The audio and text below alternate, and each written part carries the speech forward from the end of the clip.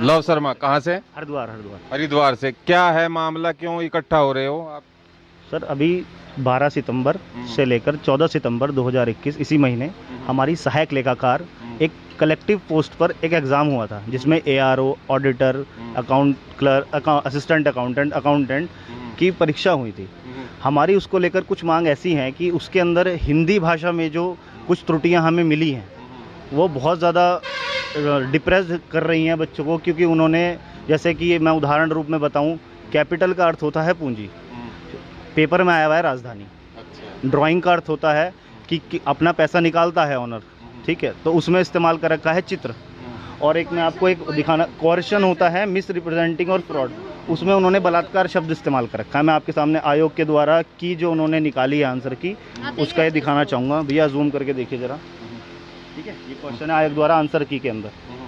तो ऐसे में हिंदी बच्चों के लिए, और जो हमारा एग्ज़ाम हुआ है वो एक ऐसे पैटर्न पे हुआ है जो कि बहुत डिफरेंट लेवल पैटर्न बना दिया इन्होंने। आज से पहले मैं बताऊं, हिस्ट्री में अगर हम आप एग्ज़ाम उठा के देखेंगे तो आज तक ऐसा पैटर्न, ऐसा लेवल कभी नहीं आया। भिन्न भिन्न ग्रेड पे हैं, 2800, 4000, 4800 और भी ज़्यादा, लेकिन सभी का समान रूप आप कैसे कर सकते हैं?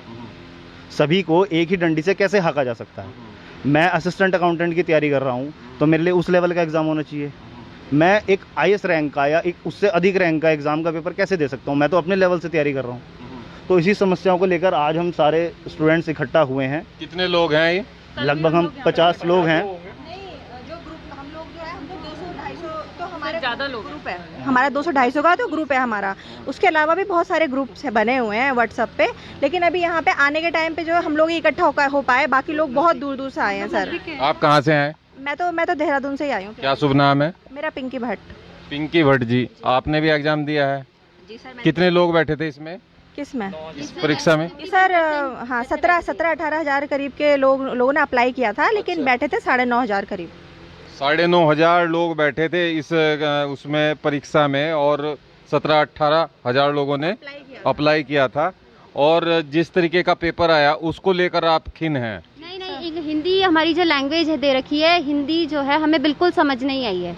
जो इंग्लिश में असली अर्थ होता है हिंदी का, वो बिल्कुल भी यूज़ नहीं हो रखा था। गूगल ट्रांसलेशन था, ना हमें इंग्लिश में कुछ समझ आया, ना हमें हिंदी में कुछ समझ आया, हमें कुछ समझ नहीं आया। गूगल ट्रांसलेशन के हिसाब से वो किया हुआ है, तो अर्थ का अनर्थ हो जा रहा है। मतलब कहने का ये है कि साफ तौर पर बिल्कुल कि जिस तरीके से जो इंग्लिश के वर्ड थे वो हिंदी में अर्थ का अनर्थ हो रहे हैं, जैसे गूगल ट्रांसलेशन में मिलते हैं। यही है कि ये एग्जाम कैंसिल कराया जाए और दोबारा से ये एग्जाम कराया जाए। तो और सर पेपर जो है तरीके से बनाया जाए, गलत भाषा का प्रयोग ना किया जाए, और सादी भाषा में जो है पेपर लिया जाए, जैसे पहले से आता रहा था उसी टाइप से पेपर हो। ये UGC नेट जो UGC नेट लेवल के टाइप का ये पेपर जो इन्होंने बनाया सर, ये हम लोग assistant accountant group C level का एग्जाम होता है सर, उस लेवल का पेपर नहीं आया ये नेट लेवल का पेपर था सर। और पूरा पेपर एनालिटिकल था, और इतने बड़े बड़े क्वेश्चन थे सर कि इसमें मतलब आज तक जो आप कोई एक जानकार, कोई प्रोफेसर वगैरह हो तो वही बता पाएगा ढंग से कि मतलब पहले का पेपर के क्वेश्चंस और अब के पेपर के क्वेश्चंस में कितना डिफरेंस था, कितना एक क्वेश्चन पढ़ने में पूरे 5-5 मिनट लग रहे थे सर, है ना? समय सीमा भी कम थी, ये भी कह रहे हैं कि समय सीमा भी कम थी, और पेपर जो आया वो पेपर जो है अर्थ का अनर्थ आ रहा है, और इसलिए दिक्कत है बच्चों को। अब चाहते हैं कि आप लोग ये एग्जाम जो है निरस्त किया जाए, दोबारा से परीक्षा आयोजित कराई जाए।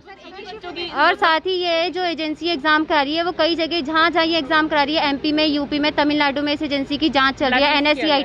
NSEIT हमारे उत्तराखंड में भी धामी जी ने जो है ऑर्डर दिया है कि जांच कराई जाए। तो हम इस एजेंसी से बिल्कुल एग्जाम नहीं देना चाहते हैं। इस एजेंसी से एग्जाम नहीं देना चाहते? हमारा एग्जाम ऑफलाइन कराया जाए, ऑनलाइन मोड से बिल्कुल ना कराया जाए, एक ही शिफ्ट में कराया जाए। अच्छा, ये ऑनलाइन एग्जाम हुआ है? हाँ जी, ऑनलाइन हुआ है सर। इसमें एग्जाम, शुभ नाम बताइए। मेरा नाम पूजा है। और सर इसमें ये है ना कि हिंदी मीडियम वालों के लिए तो कुछ नहीं है इस एग्जाम में, मतलब हिंदी का तो अर्थ ही चेंज कर दिया इन्होंने। तो समझिए, जब हिंदी मीडियम वालों को जब समझ आएगा तभी तो वो आंसर भी देंगे ना।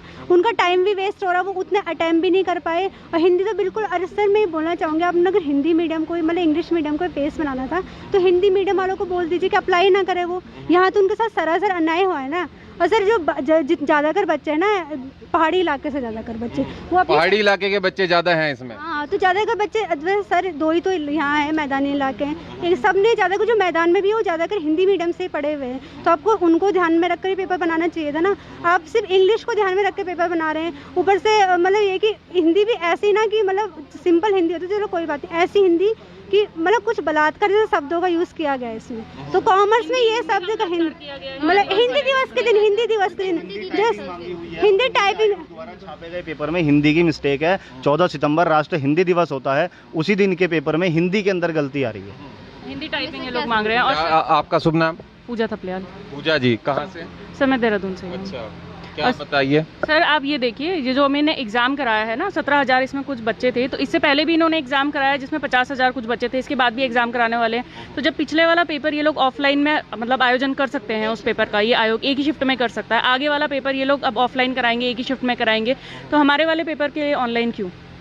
अभी एलटी का एग्जाम हुआ सिर्फ था। 17,000 थे सर, और एलटी के पेपर 17,000 थे। एक एक करके बोलिए। एक चीज और भी जानना चाहूंगा। हाँ, सर हमने यहाँ पर बडोनी जी से पहले भी मिलने आए थे ना, हमने कहा कि सर हम बडोनी जी कौन है? ये यहाँ सचिव है, यहाँ के सचिव है आयोग के। सचिव है। उन्होंने क्या कहा? तो हम ना उनके पास आए थे कि सर ये जो हिंदी मीडियम वाले बच्चे ना उन्हें ऑनलाइन में बहुत दिक्कत होती है, क्योंकि गूगल ट्रांसलेट की हिंदी रहती है, तो वो बिल्कुल समझने से परे हैं, कुछ का मीनिंग कुछ दे रहे, कुछ का कुछ मतलब दे रहे। ऑफलाइन कराइए, हाँ, पेपर ऑफलाइन दीजिए, कॉपियां दीजिए। ऑनलाइन कराइए तो हमारा सर एग्जाम। वो उन्होंने आश्वासन तो दिया, पर इस पे कोई वो नहीं किया, मतलब कुछ नहीं हुआ। हमारे पास भी कोई सबूत नहीं है, कुछ क्वेश्चन के आंसर हम खुद ही भूल गए हैं कि हमने क्या किया था। क्या किया था? कई सारे हमने अभी उस टाइम कोई रिकॉर्ड ही नहीं है। हमारे पास कोई record. Sir UPSC IAS rank के अधिकारी जो पेपर देकर बनते हैं वो भी ऑफलाइन होता है, आज तक ऑफलाइन होता बिल्कुल है। ऑफलाइन ही होता तो है। ये 9-10 हज़ार बच्चों का ऑफलाइन एग्जाम नहीं करा सकते, वो भी एक दिन के अंदर। और इससे 18,000 बच्चों ने फॉर्म भरा था, 18,000 बच्चों ने फॉर्म भरा था, 17,000 कुछ बच्चों ने एडमिट कार्ड डाउनलोड, 15,000 बच्चों ने एडमिट कार्ड डाउनलोड किए और मात्र 9,000 कुछ बच्चों ने एग्जाम दिया। ये पूरी इसकी स्टडी है। तो अच्छा, ये चीज बताइए कि जो एजेंसी की बात आप कर रहे हैं, जिस एजेंसी की बात कर रहे हैं कि जो एग्जाम ले रही है, उस को पहले कई जगह बताया जा रहा है कि ब्लैक लिस्ट है और यहाँ पे भी होने वाली है, उससे एग्जाम कराया है, तो इसका और उसका क्या रोल है? मतलब ये जो उत्तराखंड अधीनस्थ सेवा चयन आयोग है, ये खुद नहीं कंडक्ट करा सकते इस तरीके के एग्जाम? सर ये तो इनको खुद सोचना चाहिए कि फिर बाहर के एजेंसी को देने का मतलब क्या है इसको? बच्चे भी इतने कम है, बहुत बच्चे होते हैं ना, चलो समझ में आता है। 8-9 हज़ार पहले कराए इन्होंने, पहले कराए, तो अब क्यों नहीं कराए? अपने द्वारा क्यों नहीं कराया गया ये एग्जाम? दूसरी एजेंसी को, प्राइवेट एजेंसी को, बाहर की एजेंसी को काम दिया गया। हाँ सर यही तो समझ में आया, हमने भी यही बोला था अगर ये लोग बनाते पेपर तो ठीक था। ये किस लिए है इतना बड़ा सुंदर प्यारा सा? ये तो पता नहीं सर, ये दिखाने के लिए क्या है, इतनी बड़ी हवेली बनाने की, लेकिन कुछ फायदा एक बार मैं दिखा देता हूँ, अपने कैमरामैन से कहूंगा कि एक बार देखिए उत्तराखंड अधीनस्थ सेवा चयन आयोग, कितना सुंदर भवन, कितना प्यारा और कितना शानदार इस पर कलर भी है। UKSSSC, UK SSSC, इस तरीके से आप देख सकते हैं कि बहुत ही शानदार भवन बना है और बड़ी प्यारी बिल्डिंग बनी है उत्तराखंड में। इस तरीके के भवन आपको जल्दी से किसी के देखने को नहीं मिलेंगे। वैसे तो बहुत शानदार भवन है, लेकिन ये एकदम नया नवनिर्माण इसको कहा जा सकता है और बहुत ही शानदार तरीके से बनाया गया है। और ये बढ़िया शानदार, इसके सामने लॉन भी आपको दिखाई दे रहा है। बहुत सारे बच्चे यहाँ पर इकट्ठा हुए हैं। एक बार हम ये तस्वीरें दिखा दे रहे हैं। बहुत अच्छा व्यू आपको यहाँ को देखने को मिलेगा। जो लोग देहरादून में नहीं रहते, बाहर रहते हैं, उनके लिए भी ये बहुत ही अच्छी जगह है, देखने लायक जगह है और शानदार व्यू है।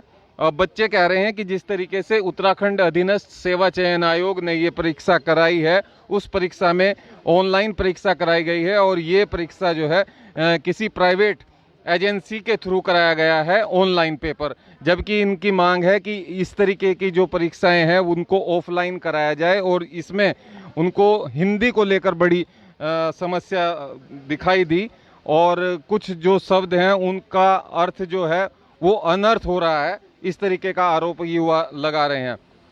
इस एजेंसी को लेकर और क्या कहना है सर? एजेंसी का भैया, ये इतना बड़ा जो है सिस्टम, ये कंडक्ट नहीं करा सकते? सर ये तो ये करा सकते हैं, लेकिन हमारा मुद्दा उस कंपनी को लेकर नहीं है, हमारा सिर्फ सिंपल सा पॉइंट ये है कि हमारा प्राइवेट एजेंसी का मतलब ही क्या हुआ? सरकारी पद है। सर इसके लिए तो आयोग ही जवाब दे सकता है ना कि वो क्यों कर रहा है। हम तो सिर्फ पढ़ने और पेपर देने तक ही सीमित हैं। आयोग किससे करा रहा है, किससे नहीं करा रहा है, ये तो आयोग डिसाइड करेगा ना कि वो कैपेबल है या नहीं कराने लायक, या नहीं होंगे तभी किसी अदर सोर्स के पास जा रहे हैं जो कि पेपर कंडक्ट करा सकें। ये बहुत बड़ी समस्या है कि आयोग है, इतना बड़ा आयोग बना है, इतना शानदार भवन बना है और इतने शानदार कर्मचारी भी रखे गए होंगे, ऐसी बात नहीं है, लेकिन काम दे दिया जाता है सरकारी नौकरियों की जो परीक्षा कराने का काम है वो किसी प्राइवेट कंपनी को दे दिया जाता है जो कि ब्लैक लिस्टेड भी है।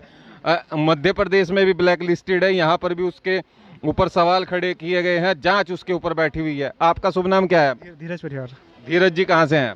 मैं यहीं प्रॉपर देहरादून से हूँ। तो आपका क्या कहना है? सर मैं पहाड़ से पढ़ा हूँ और मेरा माध्यम एकेडमिक स्तर तक रहा है हिंदी माध्यम का। सर हमारी यही मांग है कि पेपर को निरस्त किया जाए, क्योंकि जो पेपर में जो पैटर्न था इनका, जो गूगल ट्रांसलेट वाली जो दिक्कत आ रही थी हिंदी माध्यम के बच्चों के लिए, वो बहुत दिक्कत थी, समझ से परे थी। और जो पेपर का जो माध्यम था जिसमें 35 से 30 के आसपास न्यूमेरिकल पोर्शन पूछा था इन लोगों ने, उसके लिए कैलकुलेट अलाउड होता है, लेकिन ये लोग इस तरह से मतलब हमारे साथ दुराचार किया है, कुठाराघात किया गया हमारे साथ। और हम यही सब लोग यही चाहते हैं कि ये पेपर निरस्त हो और दोबारा ऑफलाइन मोड में हो। अभी क्या है, अभी क्या स्थिति है, अभी क्या आपको बुलाया गया है क्या बातचीत के लिए? हमने बात करी है, सर ने एक पेपर पे हमारे पॉइंट लिखकर ऊपर दिए हैं, लेकिन हम सुबह से यहाँ पर हैं, 12:45 हो गया है, अभी तक कोई जवाब। अभी आपको बुलावा नहीं आया कि आइए आप मिलिए, आपकी अपनी क्या समस्या है वो बताइए? अभी तक कुछ नहीं है। अंदर हैं अधिकारी, बडोनी जी अधिकारी अंदर हैं, लेकिन अभी तक कोई हमारे पास ऐसा नहीं है। बडोनी जी अंदर है। अच्छा, तो इस तरीके से आपको हम दिखा रहे हैं कि ये जो युवा हैं वो यहाँ पर इकट्ठा हुए हैं और जो परीक्षा कराई गई है प्राइवेट एजेंसी के द्वारा उसको निरस्त करने की मांग कर रहे हैं कि ऑनलाइन वो परीक्षा है, ऑफलाइन परीक्षा कराई जाए। उत्तराखंड अधीनस्थ सेवा चयन आयोग जो है इसको खुद से हैंडल करे, अपने हिसाब से परीक्षा कराए। तो इन्हीं मांगों के साथ ये सब युवा इकट्ठे हुए हैं और ये सोचने का विषय भी है कि जो लोग इतनी मेहनत करते हैं और उनके साथ में इस तरीके का छल हो जाता है तो ये बहुत बड़ी विडंबना है उत्तराखंड के युवाओं के लिए। बने रहने के लिए आप सबका बहुत बहुत आभार। नमस्कार।